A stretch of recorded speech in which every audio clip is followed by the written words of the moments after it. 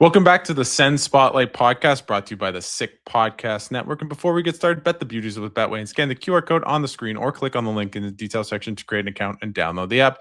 Must be 19 plus. Please play responsibly. Betway's official sponsor of your Ottawa Senators. Also, don't forget to like and subscribe. That really helps out the show, and hit that hype button on YouTube. And we are once again back with Pierre McGuire to talk about free agency, the trades, the draft, everything. So I think you guys will really enjoy. So hit it. Turn up your volume.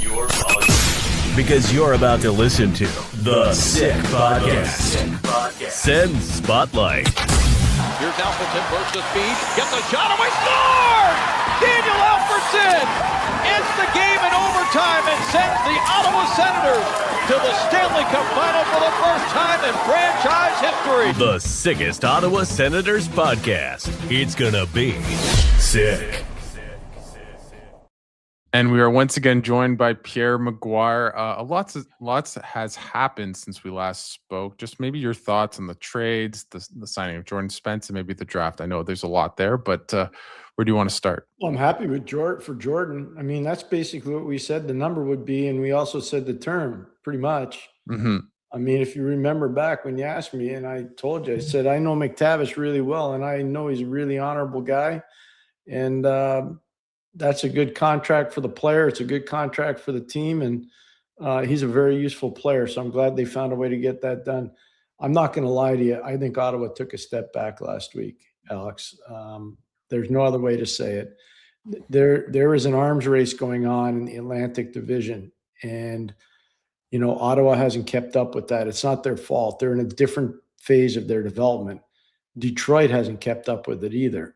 And that's a problem. But if you look at what Buffalo has done, if you look at what Florida Panthers have done, you look at what Montreal potentially will do, this is not a good sign. And I think Toronto has done some really good things. And so you look at this arms race that's going on, unless you're prepared to keep up with it, you're not going to make the playoffs next year.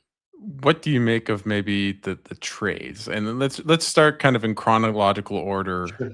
Just because I think that's easier for everyone. The Eklund move, because that was basically, the big kahuna that the Senators went after, specifically right after Tkachuk using that 9th overall pick to get him. Like, do you like the fit with Eklund in Ottawa? And obviously he's not a one-to-one replacement for Brady, but what do you make of it? So first of all, transparency is important when you talk about players. Last month, in the month of May, I spent a day at their family arena in Södertälje, Sweden. So I spent time with Victor and with William Eklund and their father.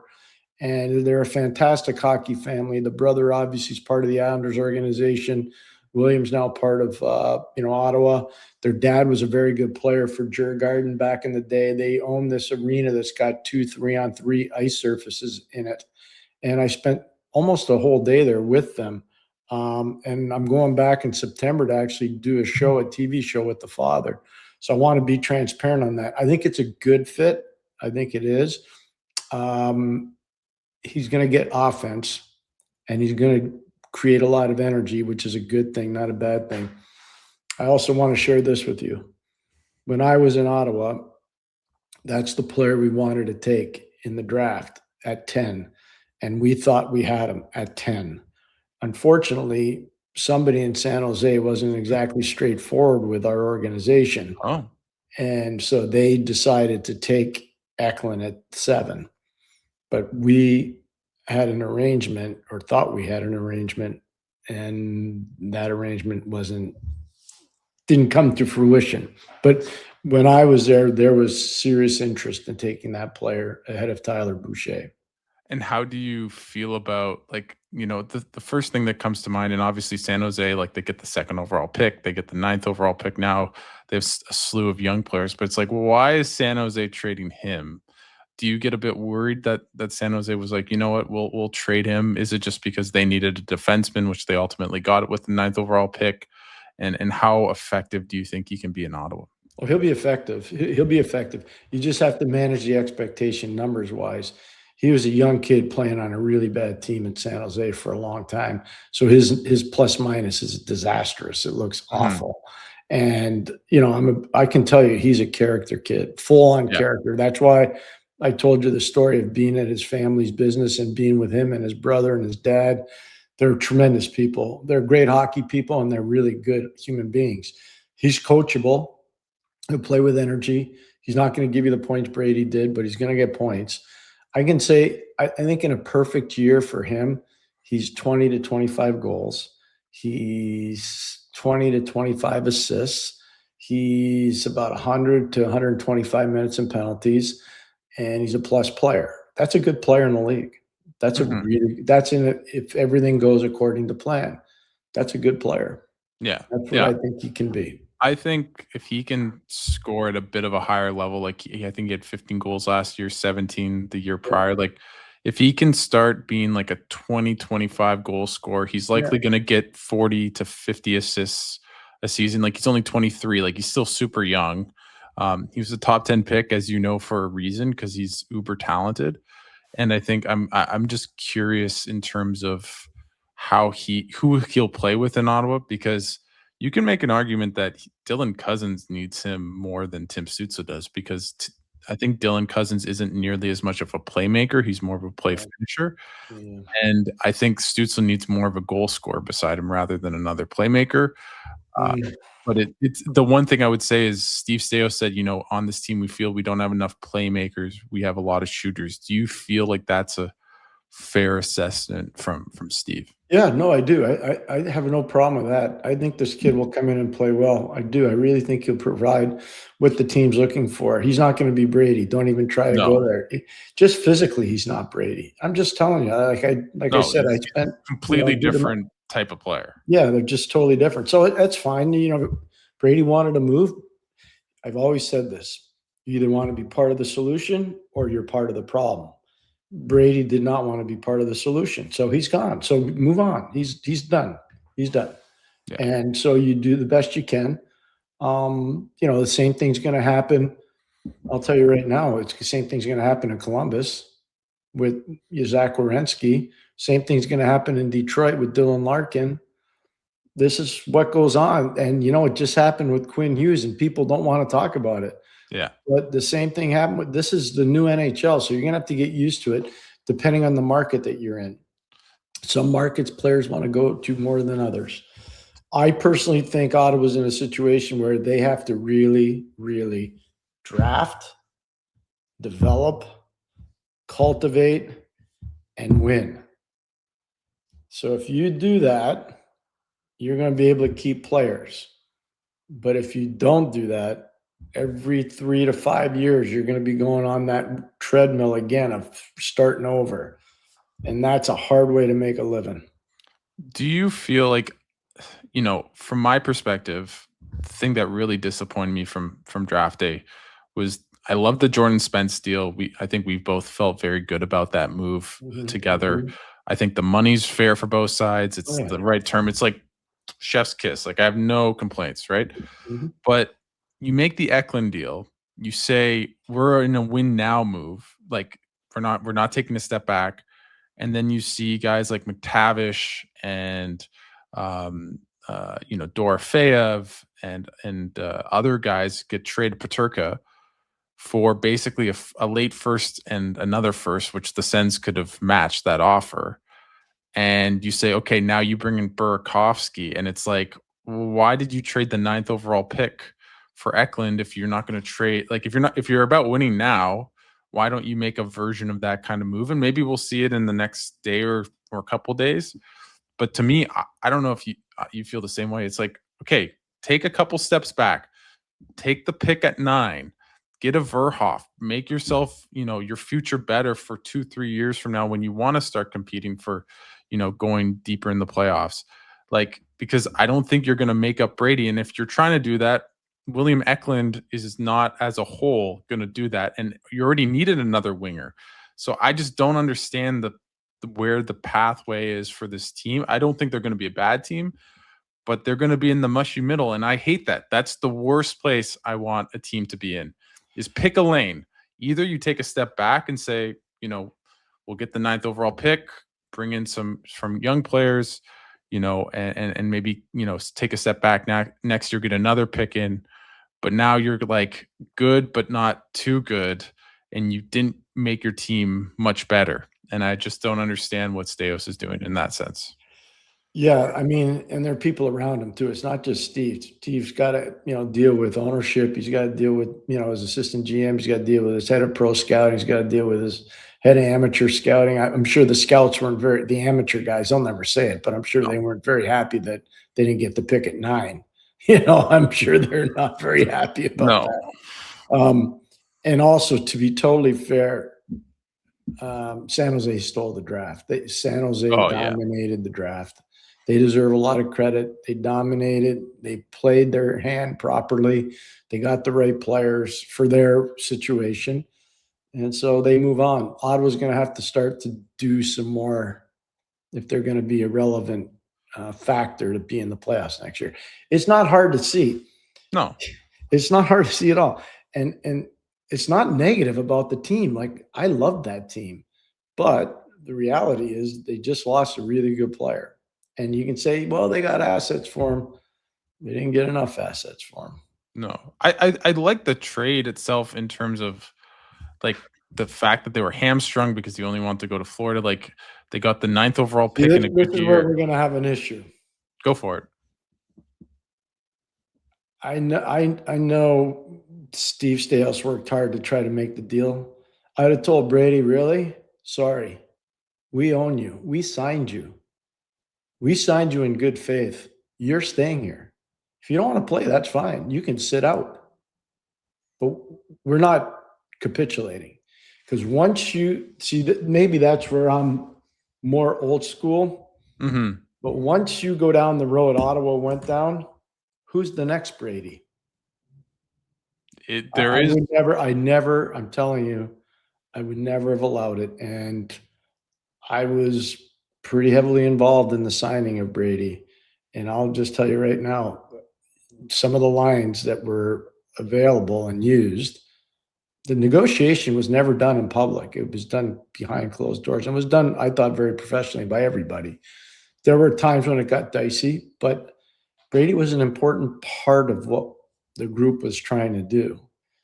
And if you remember how happy everybody in Ottawa was when he signed. Ecstatic. I remember where I was when he got signed. Yeah, and I know where I was when he got signed too. I know that too, for sure. So all I'll say is I would have taken a different approach than Steve did. And if I had been working with him, I would have told him, you know what? Let him sit. Let him sit in it. We're not moving him. I will say I'm probably in between you, and I'll push back. I'll defend Staios on this one because I think for the most part, if he's not going to stay in Ottawa, if that's what he said, right? You have 2 years of him, right? Yeah. I'd probably meet in the middle where I'd say, you know what, let's go all in for next year and see what happens. Because I honestly think if they had added, let's say. I mean, it doesn't make really too much sense now, but let's say they added William Eklund onto Brady Tkachuk and this roster. I'd be like, ooh, I'm really liking this team. I really feel good about this team. I think they can go deep in the playoffs. I think they can be close to what Carolina did, right? And then if you go deep in the playoffs, it's much harder for him to say no to leaving. It also looks way worse, and it already looked pretty bad to boot.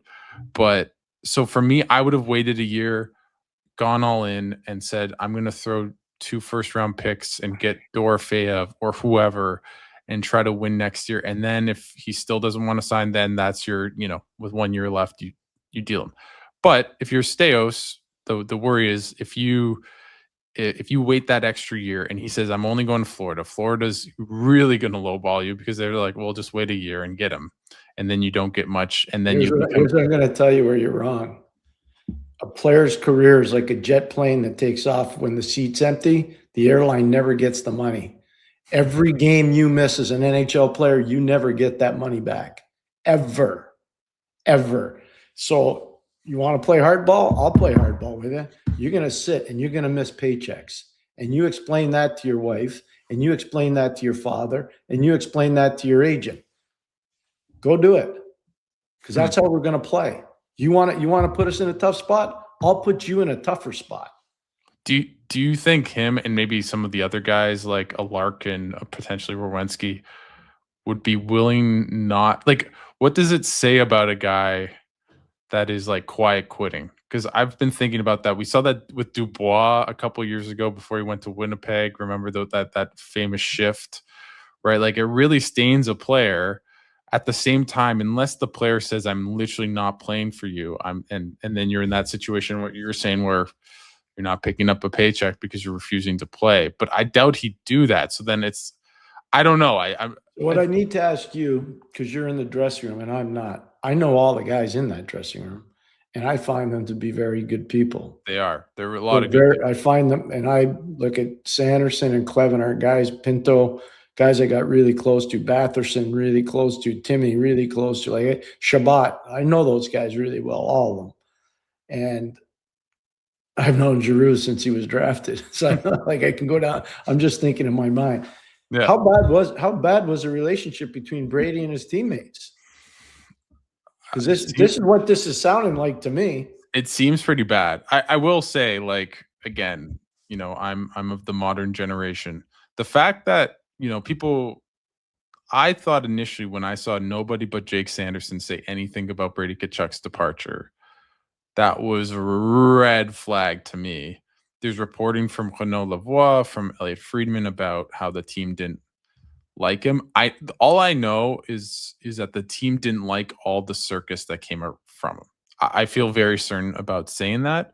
No one's ever directly said that, but just being in the room, seeing the faces, being like, here we go again, vibe in the room. So that's how. So do you think this was a byproduct of the Four Nations? Was this a byproduct of the Olympics?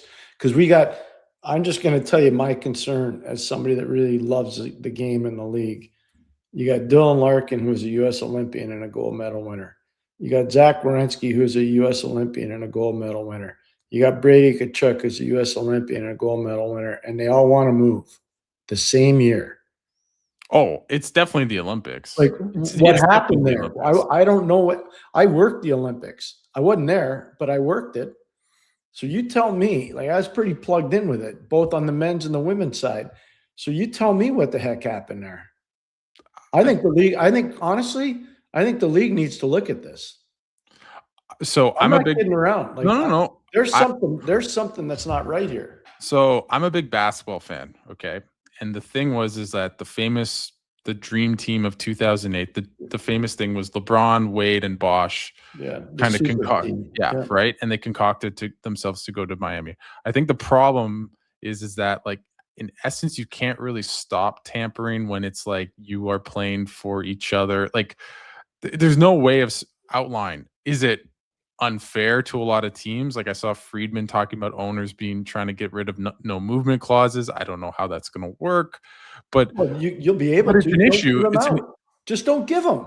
Exactly. Don't give them. I'm telling you, you wouldn't want to negotiate with me, because I'm telling you right now, there's one that I know got it. It was Brady, because they capitulated on a couple things. We capitulated on a couple things. Sure. But not every player is Brady, as you know. But a lot of the best players are of that ilk, and then they get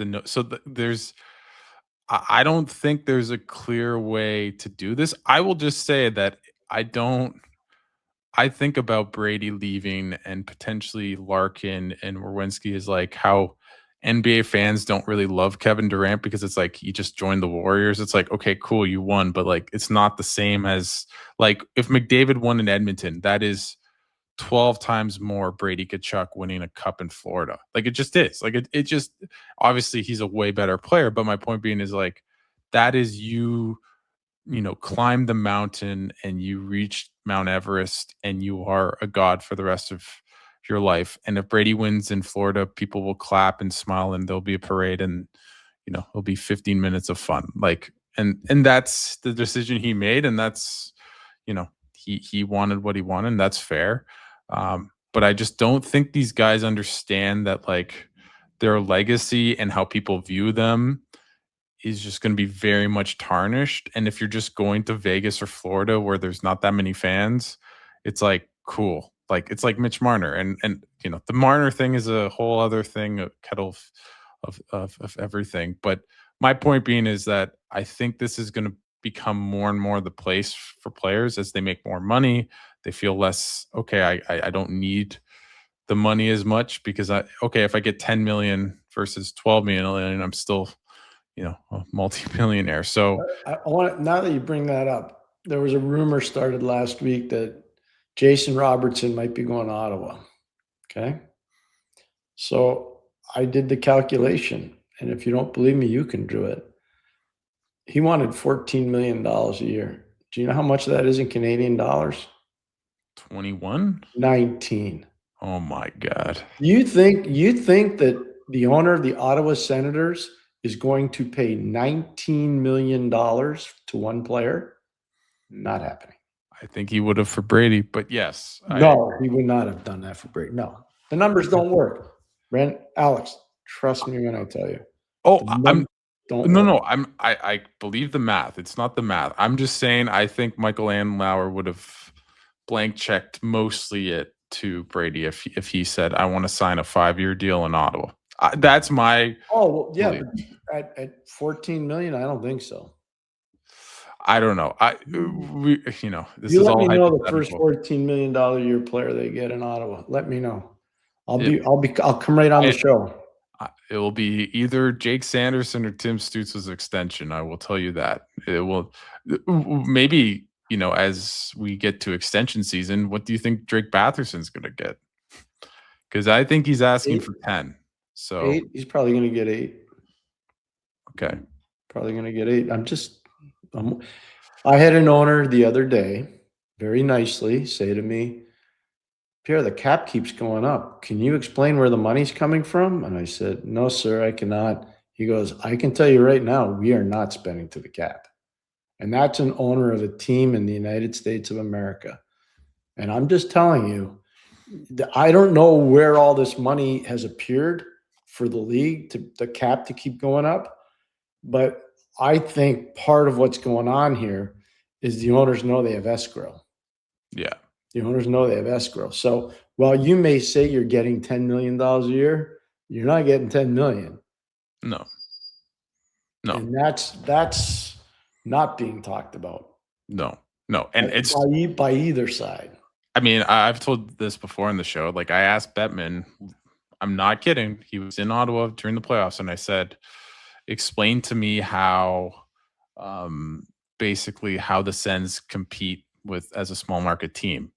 He's like, oh, you don't understand. Escrow, the cap's been like, players have paid that off. That's why it's rising revenues. I'm like, that's not the answer I'm asking for. It's like, how does a team that makes not the most amount of revenue spend like a Toronto Maple Leafs or Montreal Canadiens? And again, a lot of legalese. I will say I had PTSD on the Burakovsky deal when I saw that his real money was 3.5 or whatever, and his cap hit was 5.5. I'm like, oh, this was like the early 2010s, 2019. I'm just like, oh my God, another move. And fair. Let's go to that, because I think the Burakovsky and Ersson deals, I just am baffled by. I just do not get, they didn't qualify Ersson. So I'm like, why are you trading a 5th round pick to get I guess maybe just to negotiate him ahead of time? Anyway, I can go on a tangent, but I'll let you go first. No, but Burakovsky, there's a legacy there. His father played for the original Ottawa Senators. Yep. When his dad was playing in Ottawa, I was coaching in Hartford. Yeah. So, the dad. So it's kind of a neat story that way. His better days are behind him. You can look at the stats. They've continually dropped year to year to year. It'll be interesting to see if they can stoke the fire in them. That's the one thing Travis is going to have to, and I'm a big Travis fan. I know some people aren't maybe as big a fan. I am a big Travis fan. I'll say this just because I talked to him today. I was at Dev Camp. We talked about the team and stuff, and I won't say too much, but like, he felt higher on Burakovsky. Yeah, and he felt that he could get he's going to have to pound him, because there are parts of the year when he goes to sleep, and that's why he's starting to move a lot, because he frustrates coaches. Yeah. And that doesn't mean he's a bad player. Do not misunderstand what I'm saying. Mr. Jekyll and Mr. Hyde. It's up to him not to be a sleepwalker. He's got to be a guy that gets out there and competes, whether it's in practice, whether it's in the games. He's got to be coachable. and pay attention, because you look at how he's moved. He's a talented guy. Like, that's Very, one very talented player. But But I'm it just telling you, there are a he's lot of 31. talented guys that move a lot, and you ask, why is this guy moving? No, I'll tell you why this guy's moving, because he goes to sleep. But I would honestly rather look at some free agents, not give up anything, and know that they're at least likely decent. But, Where are you gonna, there are no free agents this year. I don't. No, there's none that. Not to make your team better. What I would do if I was Steos, I would offer sheet the heck out of Maverick Bork, and I'd say, I'd even go a bit crazy and be like, here's $7 million, a first, and I think it's a third, and we'll give you a first round pick and a third round pick, which is like decent, value, and offer sheet him, or you offer sheet him 4.5, or I think it's something like that, and you give up a second. That's a bit on the safer side, and I feel like Dallas would figure it out. But I think if you're a small market team, you need to start offer sheeting, because that is a way for you to get guys. It's fair. That's fair. I would prefer to draft and develop. I don't want the mercenary aspect. Dallas did the mercenary aspect a long time ago, and it was a complete and utter failure. The Rangers went mercenary, and it was and I remember, it's a good story. I share it here. I was at dinner at E.B. Green Steakhouse in Buffalo with Gord Miller, Steve Tambolini, Kenny Holland, and Neil Smith. And we were sitting there, and we were talking about the year and what was going on, and about the cap coming in and everything else. And Neil started talking about, this was before the cap, but the cap was coming in. Everybody knew it. And Neil started talking about players that he wanted to sign. And he says, we're going to go for it. And he started telling me the players and the costs. And I'm like, you do those moves, you're going to get fired. And he said, what? I said, I'm telling you as your friend, if you make those moves, especially for a couple of those players, you're going to get fired. You're going to lose your job. Guess what happened? He lost his job. Yeah. And so I think ultimately, as Ersson too, like, what I would say is, like, just, he wasn't going to get qualified. You didn't qualify. Why trade anything?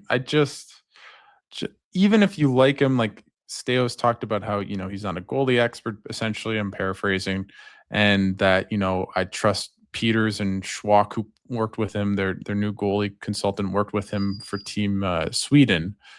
Just go to free agency. I just do not understand it. And he was the fifth worst goalie last year in goals saved above expected. He was the worst the year before.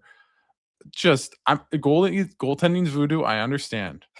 Sign him for $1 million, but why is that when you already knew that you needed a backup goalie, that you get like the worst goalie in the league?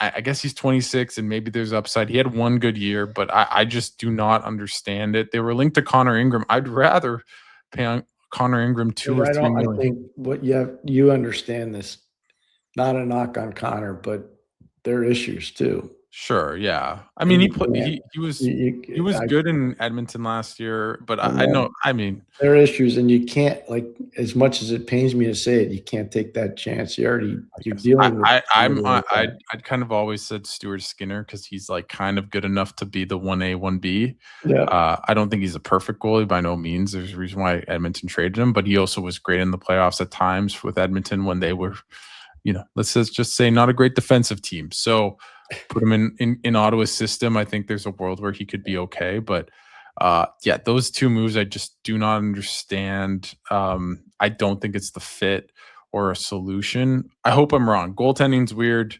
Burkovsky might have a good stretch. The one thing about Ottawa, though, they're so hard to play against defensively. They really are. They don't give up a lot of shots. No. I really admire that about their team and about their coaching staff. So if they do that, how important is the goalie?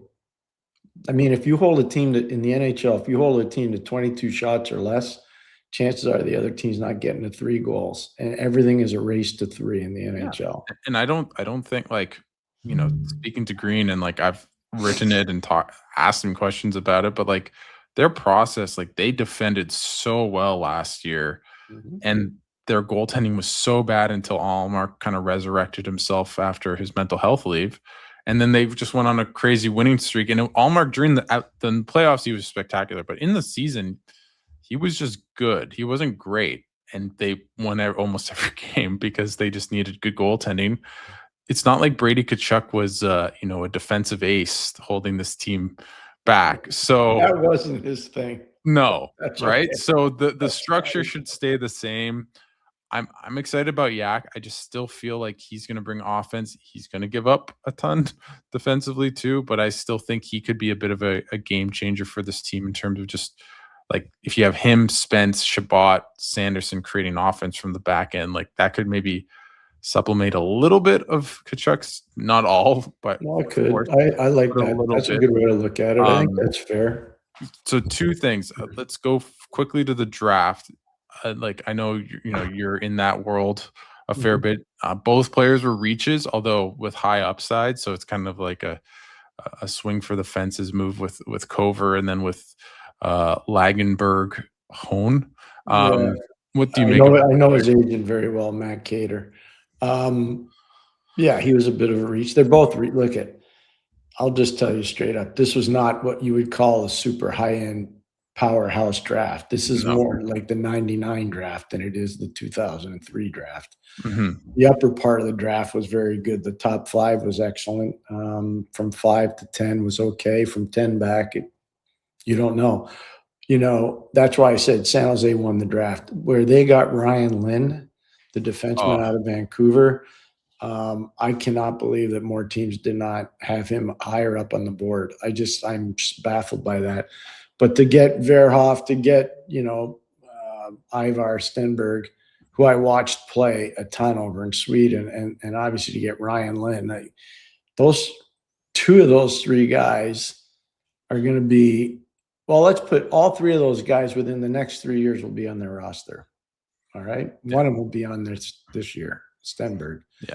The other 2 within a year. Lynn's going to Dakota and the other guy's staying Lynn's going to Denver, the other guy's staying at Dakota, Verhoff.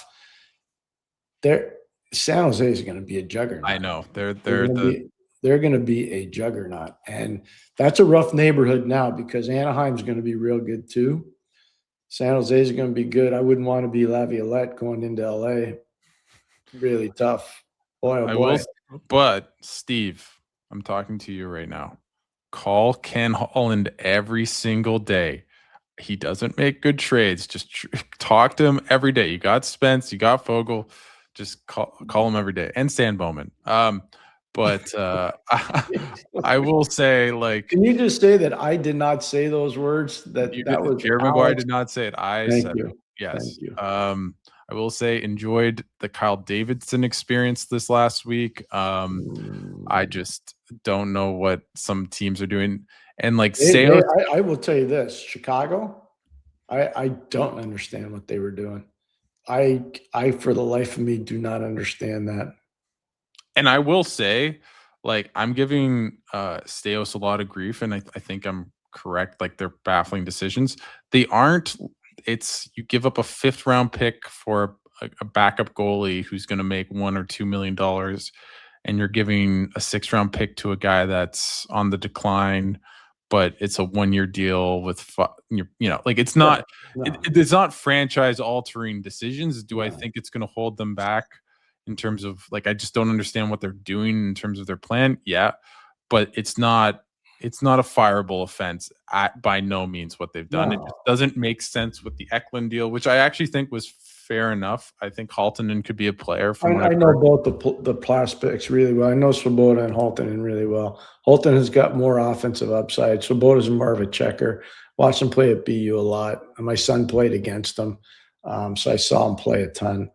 And he's a good player. Played in the World Junior. He'll have a chance. They're great World Juniors. Yeah, he'll have a legitimate chance of being in the NHL. He's not going to be a top 6 forward. No chance. No. Haltonen's got a chance. Haltonen's got a chance.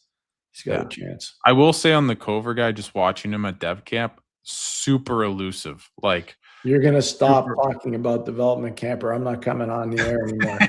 These are the most moronic things that teams do. I agree. You don't it's have such a ridiculous waste of money. It is crazy. They can't go to the draft with their scouts, but they can fly kids from all over the world to a development camp 2 days after the draft. This is insanity. And the kids don't even scrimmage. They play around cones. Let them stay home and train. This is the biggest waste of money NHL teams can do. And people, the worst thing is these things, people are like taping. Look at that guy. He's toe dragging the cone. Yeah. We stopped it. Like, it's moronic. It is. Get back to civil things like in-person draft. How about Thank you. that? I hope it's in Montreal next year, and I want to go, or I'd love it to be in Ottawa too, but wherever it is, I want to go to an in-person draft one day. I will say I wonder what the call would be from Steve Stais to Carter Yakimchuk being like, it's your third year. Let's come to dev camp. And we asked him, he's like, yeah, well, like, I'm kind of a veteran now, like, whatever, just work on this game, whatever. I don't get it, truthfully, other than like maybe more hands-on coaching, I guess. But it's like a lot of these guys, it's 3 days. yeah. Like, how much coaching are they going to get? And maybe half of them are actually like NHL-ish prospects, like if that, maybe like 5 to 8. So yeah, we'll see. But a lot of kids, I will say, like, just the kids. I'm not going to knock it because my kid went to 3 of them. He went to 2 in Minnesota and 1 in Washington. So which is pretty cool. And he loved it. He loved it. And he's a pro player. And maybe part of that is because of those development camps. I don't know. But I know one thing. The skates that we have, that my group has, are way harder than those development camp skates. That's all I'm going to tell you. They're not. Yeah. Shout out to Sam Gagne. Great guy. Anything Sammy, else? I love Sammy. Tell Sammy I said hi. I will. Is there anything else you want to kind of wrap? Do you think Giroux will stay in Ottawa? Yeah. I think so too. I hope so. The one thing I don't love is it feels like they have like 85 third line players, and They do. it's like their first line. I don't mind. If you said it was Eklund, Stützle, Batherson, I'm like, yeah, pretty good, really good. Then better get to work on Belleville. They have a ton of forwards and picks now. They better get to work in Belleville. Montgomery's going to be there. There'll be more guys. We'll see how good they are, and how Campbell coaches. They better get to work in Belleville. Yep. Just telling you. Yeah. We need more Stephen Halliday type stories to be on this team. He's a really good story. Like Angus Crookshank just got traded by Florida. And I can tell you right now, one of the greatest kids you could ever have around your group. I spent a lot of time with that kid, and the year I was there, he was hurt. He got hurt, and I made sure he was looked after all the time because he's such a good kid. He's a great kid. Those are the kind of kids you have to have around your group if the young guys are going to evolve and get better, because he was young, but he was mature. He's well-educated. He's well-spoken. He's a really good boy. Really good kid. Like, I talked to him probably. I think he's going to have a legitimate chance to play in Florida because he's cap-friendly. He's cap-friendly. I was thinking perfect kind of fourth line. Yeah, he's going to – I don't know why they moved Steve. I know Steve's game. He's a New Hampshire kid that went out to Minnesota to go to high school, but I've known him since he played in New Hampshire. His brother plays for the Boston Bruins. He's undersized, so I kind of get why they moved him. Angus might be a better skater. Crookshank's probably a better skater than him. But all I know is, like, those are the kinds of deals. When I see Ottawa start doing those kinds of deals, then I get excited because they got to get – I'm telling you, if they don't get that American League development thing going, they're going to have a problem. It's slowly getting better, and I will say it's interesting how many forwards we now have in the system, from Halton and Savoda to then the guys they pick. Like, they had nothing. School, he's not leaving school. He's staying at BC. No. I know, but I just meant more like there was no one in the pipeline. I get it. And now there's a couple guys that we'll see, but still there's not a lot. Pierre, tomorrow will be crazy. I don't know if it will be in Ottawa, but thanks again for. I'm flying to Europe. I got to work in Europe on Thursday, so I'm flying to Europe tomorrow. I got the World 3-on-3 Hockey Championships. Canada's being coached by one of my old players, Larry Murphy. Oh, cool. United States is being coached by Kenny Danico, my defense partner in training camp back in 1984 in New Jersey. So, yeah, I'm excited to see those guys and watch them coach, and I get to talk about their coaching, so that'll be fun. I'm excited to hear all the stories. I want to hear some more Eklund stories too. That's kind of cool. It's awesome. We were just talking about Angus Crookshank.